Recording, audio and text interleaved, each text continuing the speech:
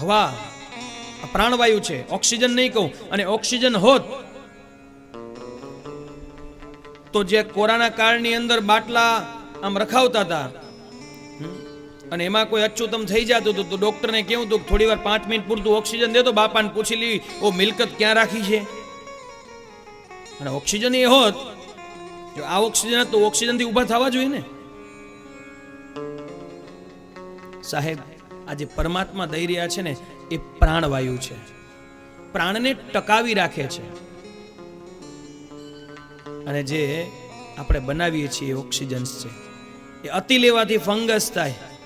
બહુ ઓક્સિજન જેને લીધા ને ડરી ગયા ને લીધા એને અંદરથી આંખ સડવા લાગી, માઇન્ડ अंदर उल वड़वा लगी. देखिए परमात्मा की कैसी कृपा है.